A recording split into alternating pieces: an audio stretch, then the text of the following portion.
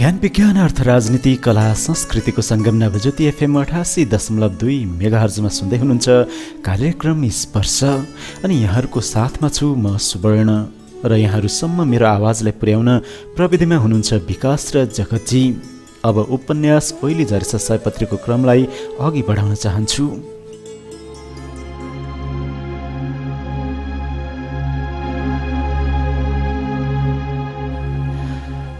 सरुले इन्कार गरेपछि युसुफले टलक्क टल्कने छुरी देखाउँदै ज्यान मार्ने धम्की दिन थाल्यो। सरुले एकहोरो चित्कार गर्नु र आँखाबाट आँसु बहाउनु सिवाय अरू केही प्रतिकार गर्ने कुनै साहस गरिनन्। सरु पोथ्राको फेदमा बालुवामाथि निर्बल पन्छी झैं निहुरिएर बसिरहेकी थिइन्। युसुफ अब क्रमशः सरुलाई चुपचाप रहने धम्की दिँदै उनको शरीरका वस्त्र खोली सहवासको लागि तयार हुन आदेश दिइरहेको थियो। सरुले आफ्नो शरीरका कपडा युसुफको निर्देशन बमोजिम नपुगालेपछि युसुफ आफै सरुको वस्त्र खोल्न तयार भयो। युसुफ एकाएक सरुको शरीरबाट वस्त्र उतारिरहेको थियो। सरु अब नाङ्गी भइसकेकी थिइन्। युसुफ सरुको नग्न शरीरमा आफ्ना हातहरू सल्बलाउन थाल्यो। तब सरु दुई हातको सहाराले आफ्नो नग्न शरीर छोप्न खोज्थिन्। तर ती पापिष्टको अगाडि बिचरी निर्बल सरुको के नै प्रतिकार हुन सक्थ्यो र? सरु मानसिक र शारीरिक तनावले ग्रस्त भए पनि उनको शरीर मझौला पुष्ट बनावटमा नै थियो। गोरो चेहरा, सेता तिग्रा, पुष्ट स्तन र नग्न शरीर मुसार्न पाउँदा युसुफ पूर्ण रूपमा उत्तेजक भइसकेको थियो।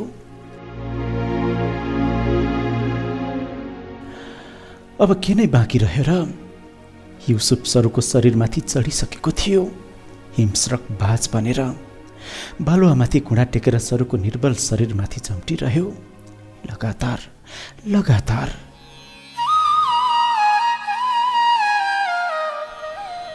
केही बेरको बलात्कारी यौन क्रीडाको रफ्तारपछि युसुफ ठूलो थकान महसुस गर्दै उठेर आफ्ना कपडा लगाउन थाल्यो।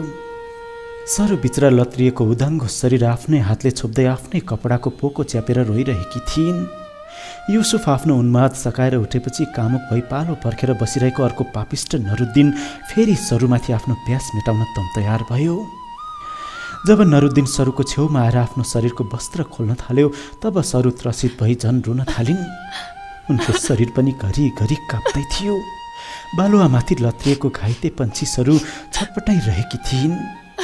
उन्मादी प्यास मेटाउन तयार नरुद्दिनलाई सरुको त्यो हृदय विदारक अवस्था रङ्गलीलाको मञ्च झैं लागिरहेको थियो। अब नरुद्दिनको शरीरमा कुनै वस्त्र थिएन। उसले सरुका ती निर्बल शरीरका अङ्गहरू सुमसुम्याउन थाल्यो। सरुसँग प्रतिवादको न त कुनै आवाज थियो न त कुनै विरोध नै हुन सक्थ्यो। उनी केवल साँच्चै एउटा गुडियाको रूपमा मूर्छित नै थिइन्। नरुद्दिन रत्तीभर शरम नमानी युसुफले प्रयोग गरिसकेको गुडियामा हिंस्रक बनेर झम्टिन थाल्यो। सरु केवल ओछ्यान बनिरहेकी थिइन् नरुद्दिनको लागि।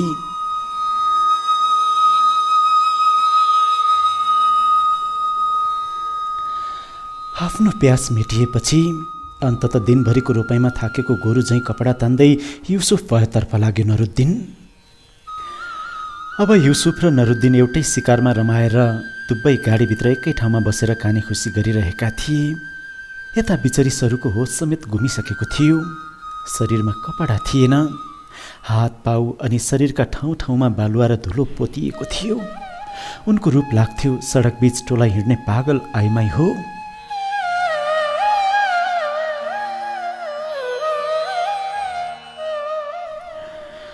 गाडीभित्र केही बेरको काने खुसीपछि युसुफ र नरुद्दिन बाहिर निक्लिएर सरुतर्फ अघि बढे। ती दुवैले सरुलाई हातमा समाएर उठाए र लुगा लगाउन निर्देशन दिए। छेउमा ती अभद्र पुरुष देखेर सरू फेरि तर्सिन्। डरले थरथर काँप्दै सुक्क रुँदै छताछुल्ल शरीर निकम्बा वस्त्रले ढाक्न थालिन्। फलस्वरूप युसुफ र नरुद्दिनले सरुलाई गाडीमा गएर बस्न आदेश दिए।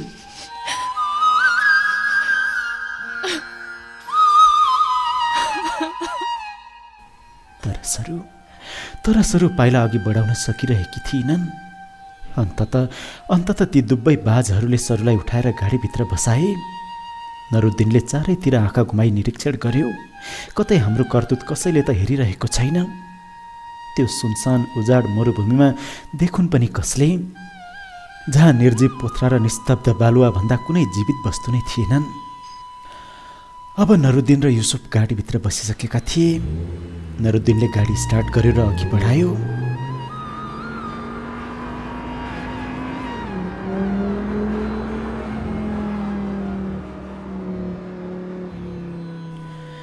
ती दुवै बाजहरू सोचमग्न थिए कि अब सरुलाई कुन ठाउँमा लगेर छोड्ने, कसो गर्ने, कतै कसैले देख्लान् कि भन्ने त्रासमा थिए। क्षणिक समयको लागि पापीहरूलाई कुकृत्य लुकाउन कति नै बेर लाग्छ र। फलस्वरूप नरुद्दिनले गाडी द्रुत अघि बढाउँदै कुवेतको अल जहारा सहरको हाइवेको किनारमा गाडी रोक्यो र सरुलाई गाडीबाट ओर्लन धम्कीका साथ कराउन थाल्यो। सरू विवश थिइन्।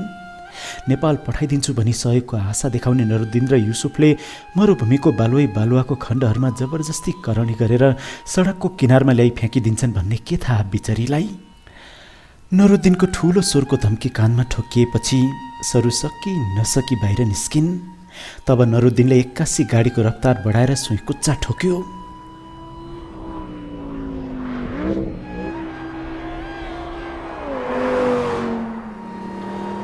समय बिहानीलाई उछिनेर मध्य दिनमा प्रवेश गरिसकेको थियो। घाम टन्टलापुर चम्किरहेको थियो। सरू मरुभूमिको उष्ण गर्मीसँगै भोक र प्याससँगै सामना गरिरहेकी थिइन्। उष्ण गर्मीले उनको शरीर सबै ओइलिरहेको थियो। मलजल बिनाको बिरुवा चाहिँ बेहोसीले थिचिसकेको थियो उनलाई। उनमा होस र जाँगर पनि कसरी रहोस् त्यो भयावह अवस्थामा।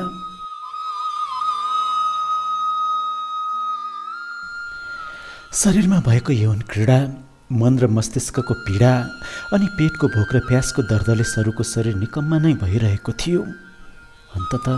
अन्तत सरू त्यही सडक छेउको एउटा सानो रुखको फेदमा छायाको सहारा लिँदै आफ्नो साथमा भएको कपडाको सानो पोको च्यापेर थकित शरीर बिसाइन्।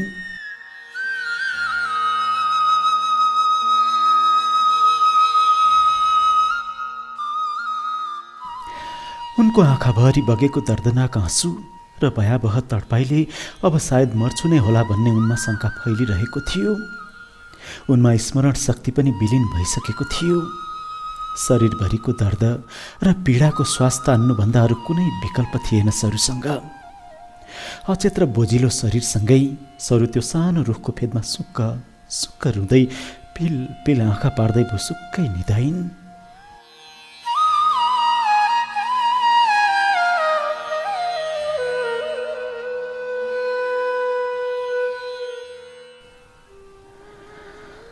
मरुभूमि, चर्किलो घाम, कङ्क्रिट र बालुवाको राप, शरीरभरि पसिनाको भेल, आँखादेखि चिउँडोसम्म आँसुको धारा।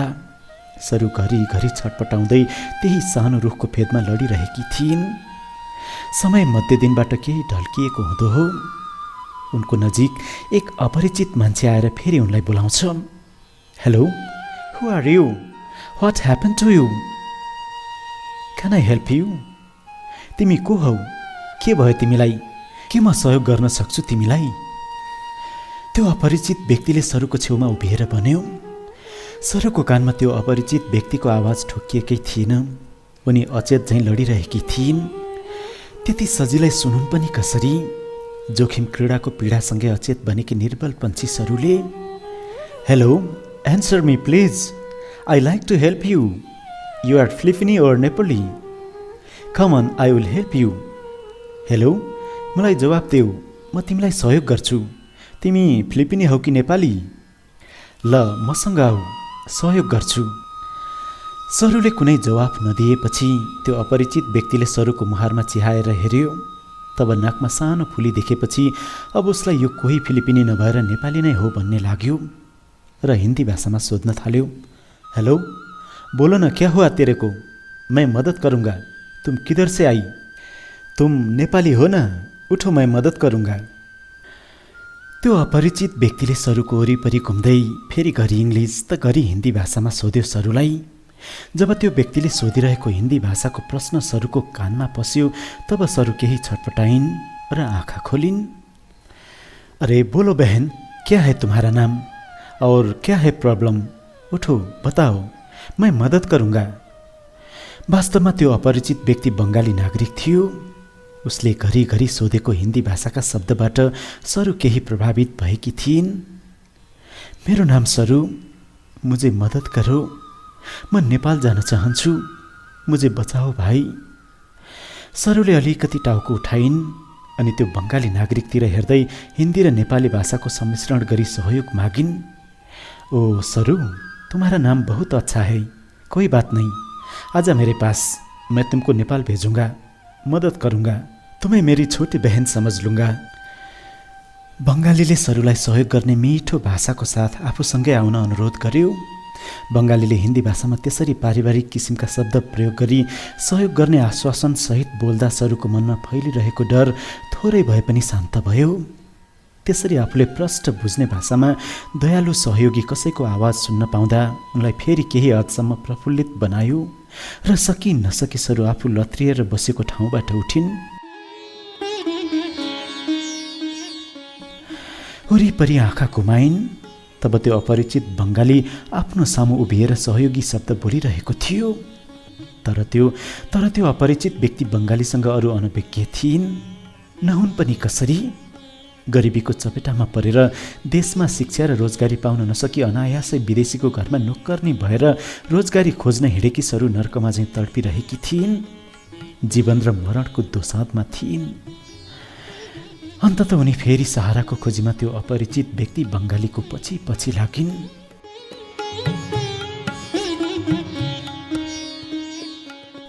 आजा आजा बैठो, ये मेरा अपना टैक्सी है, मैं टैक्सी ड्राइवर हूँ। मुझे मालूम है इधर बहुत लड़कियाँ मुसीबत में पड़ जाती हैं और मैंने बहुत लड़कियों का मदद किया हूँ। तुम तो नेपाली हो ना, मेरी बहन की तरह। अभी मेरे रूम में बैठो, मैं बाद में नेपाल भेज दूंगा। अपरिचित बङ्गालीले सहयोगको भावना ओकल्दै सरूलाई आफ्नो ट्याक्सीभित्र बसायो र ट्याक्सी अगाडि बढायो।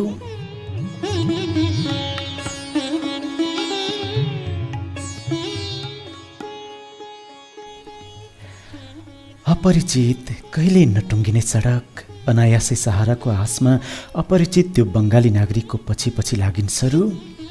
अनि त्यो अपरिचित बङ्गाली त्यो खुल्ला सडकबाट सरूलाई लिएर ऊ हसाबिया बस्तीतर्फ अघि बढ्यो। जुन बस्तीमा Egypt, Ethiopia, Indonesia, Sri Lanka, Pakistan, India र अन्य धेरै देशका नागरिकहरू बसोबास गरे तापनि हसाबिया बस्ती बङ्गालीहरूकै बस्ती भनेर चिनिने गर्दछ, जहाँ न्यून सङ्ख्यामा नेपाली पनि बस्ने गर्दछन्।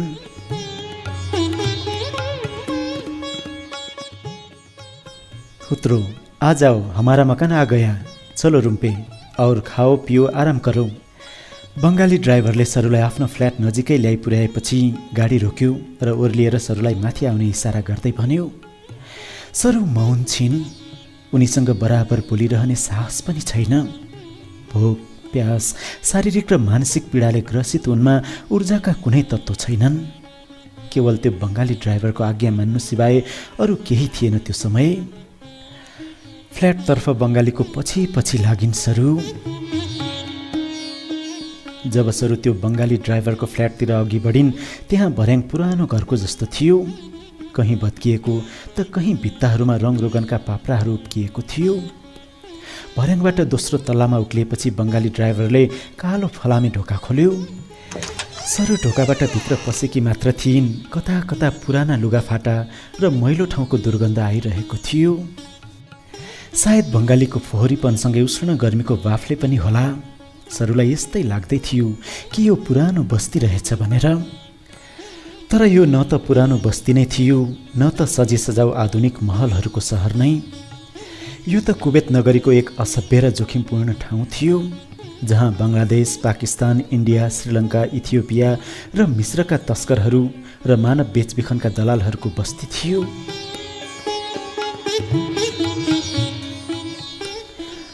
सोझा अनपढ र विपत्तिमा परेका विभिन्न देशका नारीहरूलाई सहयोग गर्ने लालच देखाउँदै ल्याएर देह व्यापारमा बाध्य बनाउने बस्ती थियो, कोठी थियो।